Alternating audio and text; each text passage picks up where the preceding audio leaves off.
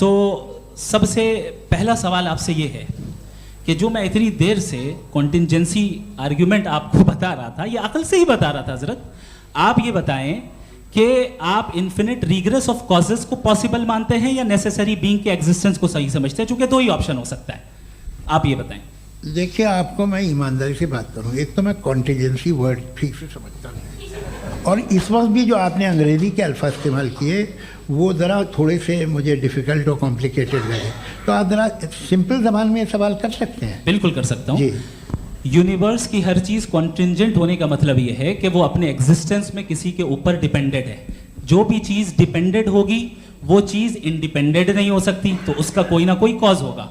तो अब आप क्या समझते हैं कि ये इन्फिनिट रिग्रेस है, यानी कॉज पर कॉज, कॉज पर कॉज, कॉज पर कॉज, और कभी कोई यानी ये एंडलेसली चलता रहा? क्योंकि अगर ऐसा होगा तो हम तो एग्जिस्टेंस में आते ही नहीं, लॉजिकली ये मुत्तफक अलैह चीज़ है, मुत्तफक अलैह अग्रीड अपॉन। ओके,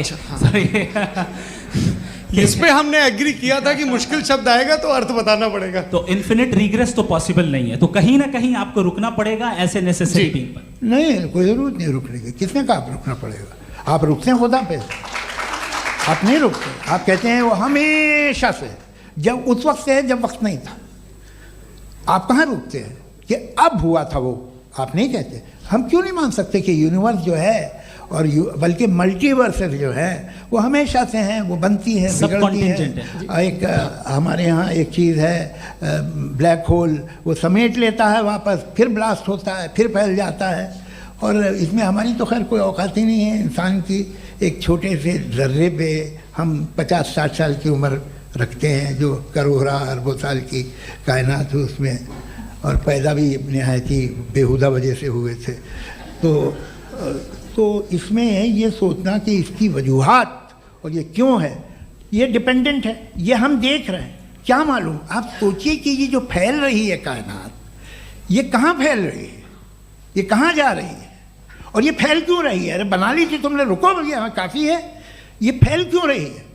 ये और कौन सी कायनात जिसे मैं दूरबीन से देखता हूँ तो 2 बिलियन लाइट ईयर पे है, उससे मेरा कोई वास्ता ही नहीं है।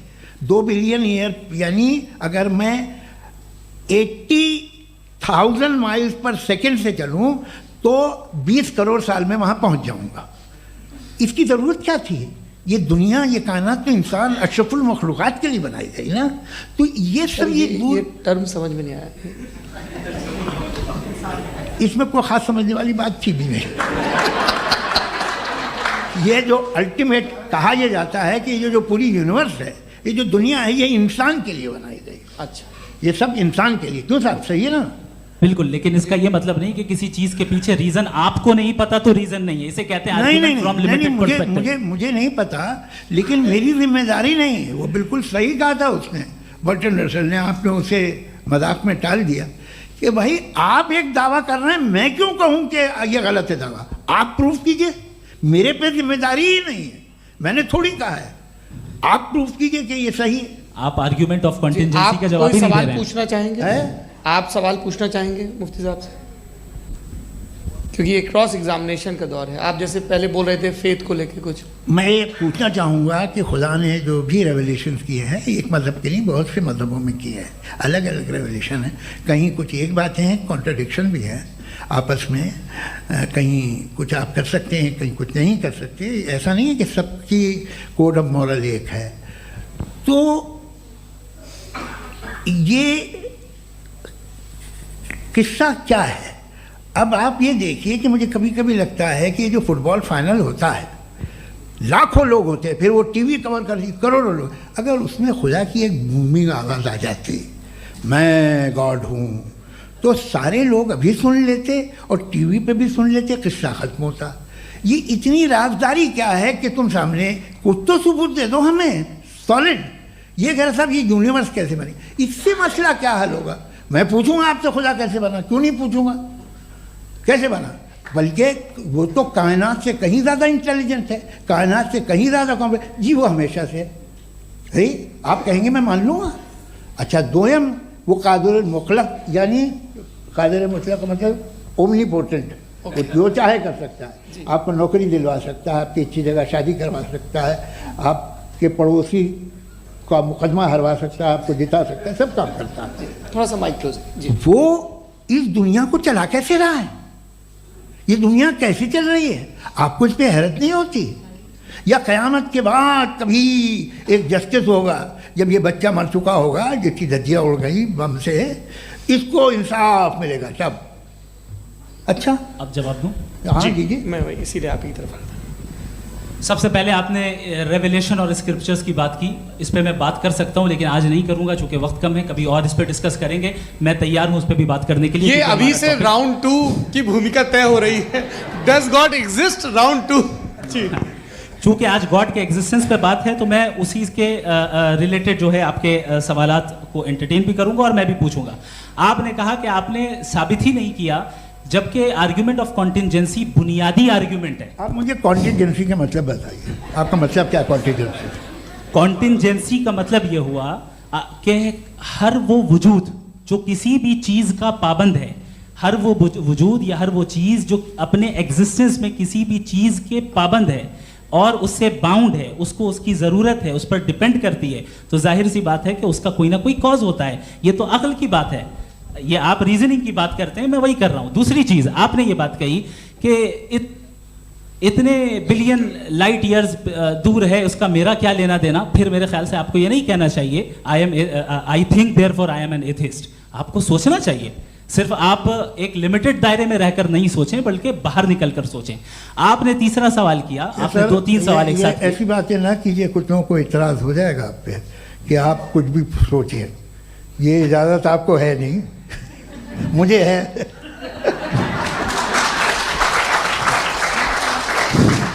जी आपने प्रॉब्लम ऑफ इविल के ताल्लुक से सवाल किया और बार बार आप एक लफ्ज रिपीट कर रहे हैं कि ओमनीपोटेंट गॉड है, ऑल पावरफुल गॉड है। यही तो दरअसल समझना है कि गॉड का कॉन्सेप्ट क्या है। प्रॉब्लम ऑफ इविल जो है, प्रॉब्लम ऑफ इविल दर हकीकत 2 असम्पशंस पर कायम है। अगर आप इन 2 असम्पशंस को समझ जाएं तो ये प्रॉब्लम नहीं रहेगी, आर्ग्यूमेंट आपको समझ में आ जाएगी कि ये कोलैप्स कर जाता है।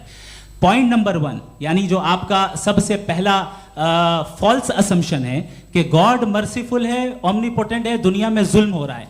लेकिन आपको ये समझना चाहिए कि हमारे वर्ल्ड व्यू के मुताबिक गॉड सिर्फ ओमनीपोटेंट और सिर्फ मर्सीफुल नहीं है, बल्कि वो ऑल वाइज भी है और वो ऑल नोइंग भी है। उसके हर काम के पीछे हिकमत और विजडम है। ये कोई जरूरी नहीं है कि वो हिकमत और विजडम आपको समझ में आए या मुझे समझ में आए।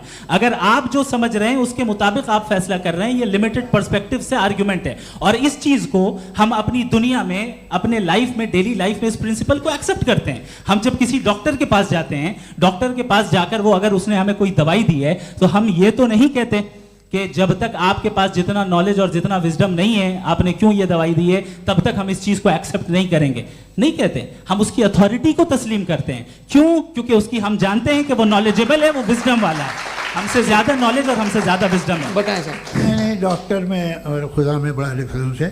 डॉक्टर पढ़ा लिखा होता है एक, तो मैं उसकी बात सुनूंगा।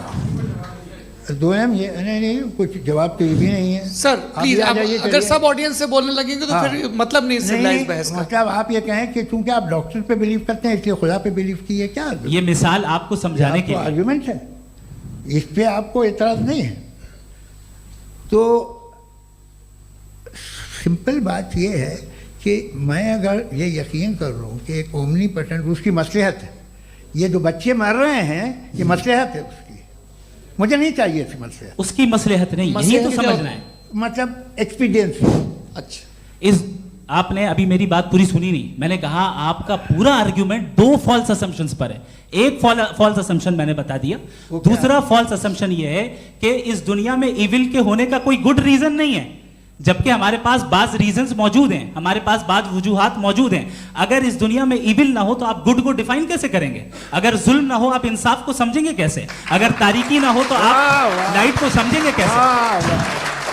बहुत अच्छे। अभी और सुन लें, अभी और बाकी है। ये तो बात बहुत पसंद आई साहब मुझे कि जब तक रेप ना हो तब तक औरतों की इज्जत का ख्याल आपने मेरा जवाब पूरा सुना ही नहीं। जब तक के बच्चों का कत्ल ना किया जाए तब तक आपको बच्चों की मासूमियत की इज्जत। आपने पूरा जवाब सुना ही नहीं। क्या बात है, क्या आपने नुक्ता निकाला? आपने पूरा जवाब सुना ही नहीं। आप सुन लें, मेरी बात सुन लें। ये मैंने आपको एक चीज बताई। दूसरी चीज, इस दुनिया में हम आए हैं टेस्ट के लिए, हमारा टेस्ट हो रहा है और हर इंसान का अलग अलग अंदाज में टेस्ट होता है।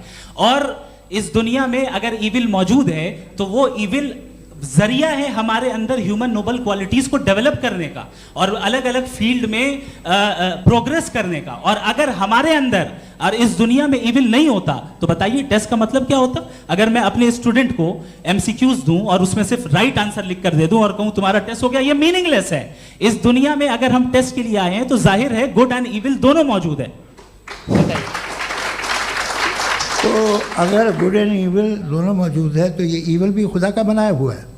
जी हाँ, खुदा का बनाया हुआ है। लेकिन अच्छा, चलो अच्छी बात। जी बिल्कुल, तो बिल्कुल खुदा ने बनाया। अभी तो ये है कि जो मेजॉरिटी है दुनिया में वो इविल है, तो ये खुदा एक्चुअली इविल के साइड पे लग रहा है मुझे। बिल्कुल भी नहीं, मैं बताता हूं। मेजॉरिटी में तो वो है। क्या बात कर रहे हैं भाई आप? मैं बहुत कोई भी जो मुंसिफ होगा, चाहे आपका अपना घर हो जिसके आप सबसे बड़े हैं, चाहे आपकी ऑर्गेनाइजेशन हो जो आप चलाते हैं, वहां पर आप इविल रखेंगे साबित करने को कि बाकी लोग शरीफ हैं? मेरी बात सुनिए। क्या ये आर्ग्यूमेंट ही गलत है? अगर कि जब तक के कोई इविल नहीं होगा तब तक के शरीफ आदमी शरीफ नहीं लगेगा। अगर एग्जामिनर गलत ऑप्शन दे रहा है तो एग्जामिनर इविल नहीं हो गया, जो गलत ऑप्शन को सेलेक्ट कर रहा है वो फेल होगा। क्रिएटर ने इविल को बनाया है लेकिन वो इविल नहीं है। अच्छा सुनिए मेरी बात, चलिए, लेट मी कंप्लीट सर। जी जी। क्रिएटर ने इविल को बनाया है टेस्ट के लिए, वो इविल नहीं है। इविल वो होगा जो उसे इख्तियार करेगा। छुरी को बनाने वाला गलत नहीं होता है, छुरी का गलत इस्तेमाल करने वाला गलत होता है। रेप को कैसे गलत इस्तेमाल करते हैं? रेप इंसान के फ्री विल का नतीजा है। ये रेप कैसे गलत इस्तेमाल होता है? ये मुझे अब सुन ले, अब सुन ले। गलत इस्तेमाल होता है। हाँ मैं बता रहा हूँ ना, कैसे गलत? मैं बता रहा हूँ जी। कि जो इविल इस दुनिया में मौजूद है उसके कई सारे तरीके हैं। एक तरीका इंसान का अपना फ्री विल है। अब अगर कोई रेपिस्ट रेप कर रहा है तो इसका गॉड का कसूर नहीं है, वो अपने फ्री विल का गलत इस्तेमाल कर रहा है, उसको सजा मिलनी चाहिए। अच्छा। और उसी के लिए जहन्नम बनाई गई है। ये फ्री विल का भी बड़ा चक्कर। आप जब कोई बुरा काम करते हैं या कोई बुराई होती है तो ये कहा जाता है कि ये फ्री विल है। 7 billion free wills are moving on this planet. 7 billion free will. और एक आदमी अपनी फ्री विल से मुझे कत्ल कर दे तो मैं खुदा की मर्जी से मरा हूँ कि इसकी फ्री विल की वजह से? मेरी मौत खुदा के हाथ है या ये फ्री विल वाले के हाथ है? खुदा ने फ्री विल का निजाम बनाया है और उस निजाम का गलत इस्तेमाल करके कोई आपको मार रहा है, इस्तेमाल करके मेरा कत्ल कर देता है। अब मेरी मौत का जिम्मेदार कौन है? वो इंसान जिम्मेदार है। वो इंसान। जी। तो ये कहना कि और उसको सजा मिलेगी। तो अब आप आगे चलिए कि ये तय करना कि अल्लाह ही या खुदा, सॉरी अल्लाह ने, खुदा ही जिंदगी देता है, खुदा ही मौत देता है, ये गलत है। बिल्कुल गलत नहीं है। हाँ, नहीं, निजाम उसी ने बनाया फ्री विल का। निजाम मौत और हयात का उसी ने बनाया। You are contradicting yourself. अभी आपने कहा कि एक आदमी ने फ्री विल से आपको मार दिया, इसमें उसे फ्री विल दी गई थी, उसने गलत इस्तेमाल किया। 7 billion free wills are moving on this planet और आप चाह रहे हैं कि मैं सिर्फ खुदा का ध्यान करूं। ये 7 बिलियन फ्री विल्स को मुझे लुक आफ्टर करना पड़ेगा कि नहीं? ये तो तबाहियां कर रही हैं और तबाहियां ज़्यादा हो रही हैं। बिल्कुल। तो अगर आप बताएं अगर खुदा नहीं है फॉर एग्जाम्पल, तो आप इविल को कैसे डिसाइड करेंगे? यानी how can you define evil objectively without God? देखिए, दुनिया में 2 तरह के जानवर हैं। एक जो अकेले रहते हैं जंगल में और एक जो ग्रुप्स में रहते हैं। ग्रुप में जो भी रहेगा, चाहे वो आपका फाउंडेशन हो, चाहे कोई क्लब हो, चाहे कोई पॉलिटिकल पार्टी हो, चाहे कोई यूनिट हो, उसमें आपको इंटरैक्ट करने के रूल बनाने पड़ेंगे। यानी लोग तय करेंगे। लोग तय करेंगे। अगर लोगों ने ये तय किया कि किसी का रेप करना सही है, आप जस्टिफाई करेंगे? नहीं, आपका फाउंडेशन तो ये हो गया ना कि लोग ही विल डिसाइड करेंगे। नहीं। अरे दुनिया में ऐसे ग्रुप्स हैं जो रेप को जायज़ मानते हैं सर्टेन हालात में। मैं डिटेल में नहीं जानूंगा, आप भी जानते हैं। ये जो आईसिस वाले थे जिन्होंने क्या किया था, तो उन्होंने क्या किया उसका खुदा से कोई ताल्लुक नहीं है सर। मैंने सिंपल सवाल किया कि इविल को आप डिफाइन करते कैसे हैं? आइए वापस आइए जी। आप साथ में तभी रह सकते हैं जब कुछ आप ऐसे उसूल डेवलप करें जिसमें हर एक का बेसिक तहफ़्फ़ुज़, हर एक का बेसिक राइट हो और हर एक को कोई आराम मिले। यही तरीका है किसी भी ऑर्गेनाइजेशन जिसमें एक से ज़्यादा लोग हैं और वो ऐसे चलती है ज़िंदगी। उसमें अगर आप गड़बड़ करेंगे तो तबाही होगी, नुकसान होगा, बर्बादियाँ आएंगी। और अगर उसमें आप घर ले लीजिए ना, एक हस्बैंड है, एक वाइफ है, बच्चे हैं, वालदा भी हैं, 2 बहनें भी हैं, एक भाई भी है। अब इसमें कोई निज़ाम आपको चाहिए साथ में रहने का, और एक दूसरे पे भरोसा रहे, एक दूसरे के बहीख्वाह हों, एक दूसरे की मदद करें, ऐसी जिंदगी। सर आपकी बात आ गई, आप ये कह रहे हैं कि लोग डिसाइड करेंगे क्या सही है क्या गलत है, यही है? मेजॉरिटी डिसाइड करेगी क्या सही है क्या गलत है? अरे भाई बिल्कुल। मेजॉरिटी अगर ये कहे कि नाजी जर्मनी के साथ जिस तरह मेजॉरिटी थी कि जेनोसाइड करना सही, आप जस्टिफाई करेंगे? उस वक्त आपका ये सवाल सिर्फ उसके बाद क्लोजिंग। हाँ, उस वक्त प्लेनेट पे जो लोग थे, उनमें कितने लोग हिटलर को सही समझते? अच्छा, प्लेनेट की मेजॉरिटी तय करेगी, सोसाइटी की नहीं। प्लेनेट की मेजॉरिटी गॉड के एग्जिस्टेंस को सही मानती है, आप क्यों नहीं मानते?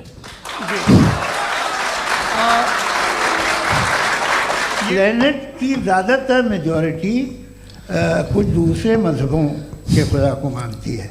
आप उन्हें क्यों नहीं? आप तो मेजॉरिटी की बात कर रहे अच्छा, हैं। ये क्लोजिंग आप ये कह रहे हैं इविल और गुड को डिसाइड मेजॉरिटी करेगी, मेजॉरिटी जो कर दे वो सही हो जाएगा। क्लोजिंग इसको जैसा आप ही लोगों ने तय किया है उसी फॉर्मेट को फॉलो कर लेते हैं। हाँ भाई, मैंने तो भले लोगों पे एतबार किया और तब मॉडरेशन तय किया। जी, आपके पास 5 मिनट का वक्त है, क्लोजिंग आर्ग्यूमेंट है, उसके बाद हम ऑडियंस से क्वेश्चन आंसर लेंगे जावेद साहब के क्लोजिंग आर्ग्यूमेंट के बाद। ओके, बहुत शुक्रिया जी। हमारा जो टॉपिक है डज गॉड एग्जिस्ट, मैं इस पे इतने एकेडमिक तैयारी करके आया था, मुझे था कि मैंने सोचा था कि कई सारे मैं आर्ग्यूमेंट्स दूंगा, लेकिन वक्त की भी किल्लत और जावेद साहब बार बार इधर उधर चले जा रहे थे तो उसको भी थोड़ा एंटरटेन करना पड़ गया। डज गॉड एग्जिस्ट पे मैं एक ही आर्ग्यूमेंट दे पाया, आर्ग्यूमेंट्स बहुत हैं और डेफिनेटिव आर्ग्यूमेंट्स हैं, और मेरे आर्ग्यूमेंट को किसी एक राउंड में भी इन्होंने एंटरटेन नहीं किया और रेफ्यूट नहीं किया, एक राउंड में भी नहीं, एक राउंड में भी नहीं। और ना ही अभी आपका क्लोजिंग आर्गुमेंट आएगा, नहीं वो बता देना। Argument of contingency sir. अरे मैं आपसे कई बार कह चुका हूं कंटिजेंसी का मतलब अब मैं कैसे समझाऊं आपको? आपस में हाँ, आप और कितने आसानी से समझाऊं मैं, मुझे तो नहीं समझ में आ रहा है। आप अपनी आर्ग्यूमेंट ऑफ कंटिजेंसी उर्दू में बोल सकते हैं। हाँ, आप अपनी बात पूरी कर लें जी, आखिरी 4 मिनट। दूसरी चीज, just a minute please ma'am, can I talk? दूसरी चीज ये है कि आपने एक तो इसका जवाब नहीं दिया, दूसरा आपने गॉड के ना होने पर कोई डेफिनेटिव आर्ग्यूमेंट नहीं दिया, सिर्फ मजहब पे बात कर रहे हैं आप। मजहब तो आज हमारा टॉपिक ही नहीं था, आज तो हमारा टॉपिक हो, आप मजहब से ले लेकर आईएस तक चले गए। भाई हमारा क्या ताल्लुक है उससे? We condemn them. और उसका गॉड से क्या ताल्लुक है? अगर कोई गलत काम कर रहा है, किसी ने किसी को कत्ल किया, किसी ने किसी का रेप किया, उसको सजा मिलनी चाहिए। और आपके पास कोई भी rational strong foundation of morality नहीं है। आपने कहा कि मेजॉरिटी तय करेगी सोसाइटी की, वो सही होगा। मैंने कहा हिटलर को फिर आप सही कहेंगे, नहीं नहीं नहीं नहीं, प्लैनेट की सोसाइटी की मेजॉरिटी तय करेगी। तो प्लैनेट की मेजॉरिटी गॉड के एग्जिस्टेंस को मानती है, आप कह रहे हैं ये रिलीजियस है। तो यानी आपके पास कोई स्ट्रॉन्ग फाउंडेशन नहीं है ऑब्जेक्टिव मोरालिटी का। ऑब्जेक्टिव मोरालिटी का अगर कोई फाउंडेशन है तो वो सिर्फ गॉड है, गॉड है, गॉड है। थैंक यू जी। ये मुफ्ती शमाइल नदवी साहब का क्लोजिंग आर्ग्यूमेंट था। अब हमारे पास जी, मैं जी ये बड़ा अच्छा है कि दोनों लोगों को मॉडरेटर से शिकायत भी और बोल रहे भाई हमारी शाबाशी भी तो करते चलो। अब मेरी बात जी, आपके पास जावेद अख्तर साहब 5 मिनट का वक्त है, ये आपका क्लोजिंग आर्ग्यूमेंट है, टाइम रीसेट कर दें जी। देखिए, बहुत सारी बातें हैं। गॉड का डेफिनेशन दुनिया के किसी भी रिलीजन में है कि वो ओमनीपोटेंट है, ओमनीप्रेजेंट है, he is just, he is kind, he loves you and so on. मैं जब दुनिया देखता हूँ तो मुझे कोई ऐसा सुप्रीम पावर यहाँ दिखाई नहीं देती है जो इंसान की बहबूदी के लिए कुछ कर रही हो, कमज़ोर को बचा रही हो, मदद कर रही हो, जालिम को पीछे हटा रही हो। मैं नहीं देखा, तारीख़ में नहीं। एक तो अगर है और ये देख रहा है तमाशा, तो उसका होना न होना बराबर है। दोयम ये कि ये जो है, जब आप ये कहते हैं कि कायनात जिसकी कंटिजेंसी है, मैं देखिए वो लफ्ज़ इस्तेमाल किया मैं, तो ये कैसे हो सकती है भाई? और फ़ौरन आप सरेंडर कर देते हैं कि जाहिर है कि इसका बनाने वाला तो इससे 10,000 गुना था, तो कॉम्प्लिकेटेड होगा। उस पर आपके होने पे कोई इतराज़ नहीं है। उसे वो टाइमलेस है, वो पहले से था, टाइम तो बहुत बाद में आया। ये सब आप मानने को तैयार है जिसका आपके पास कोई सबूत नहीं, आपके पास कोई रीज़न नहीं है। आपकी तारीख क्या है मजहबों की? बिलीफ की, जो खुदाओं का बिलीफ है, ये कॉन्स्टेंटली गलत साबित होता रहा है। मतलब आप कहें कि अरिस्टोटल के ज़माने में तो सब जाहिल थे, वो भी इतने ही यकीन से खुदा पे यकीन रखते थे, जो अब नहीं रहा, ये भी नहीं रहेगा। आप लिख लीजिए, और इसके आसार आपको दुनिया में दिखाई देना शुरू हो चुके हैं। ये बहस क्या आज से 100 साल पहले इस तरह हो सकती थी? यहाँ तक तो आपको हम ले आए हैं। तो सर अरे इनको मदद की ज़रूरत नहीं भाई, ये सेल्फ सफिशिएंट आदमी है, आप क्यों इनकी मदद कर रहे हैं? Sir please. तो ये जो है तमाम बातें अपनी जगह हैं। ये एक पैकेज है। आप अकेले, कोई आदमी ऐसा नहीं जो सिर्फ गॉड को मानता हो, उसके साथ बहुत पैराफर्नेलिया आता है, अलग अलग पैराफर्नेलिया आते हैं। They have always created chaos in the society. मैं तो आपको सीधा ऑफर देता हूँ कि दुनिया में 10 इम्पॉर्टेंट बिलीव्स है। आप 1 मानते हैं, 9 नहीं मानते, 9 में आप एथियस्ट हैं, 9 को आप बिल्कुल रीजनेबली मेरी तरह देखते हैं। तो 90 मजहबी आदमी भी 90% एथियस्ट है, वो दूसरे खुदा नहीं मानता, एक खुदा मानता है अपना वाला, बाकियों को कहता है गलत है। अगर आप मानना ही बंद कर दें तो आपका 10% चांस है कि आप सही हैं और 90% चांस है कि आप गलत हैं। मेरा मशवरा है, आप मानना छोड़ दिए तो 50% चांस होगा कि आप सही हैं और 50% चांस होगा, 40% आप गेन करेंगे बाय बिकमिंग एन एथियस्ट।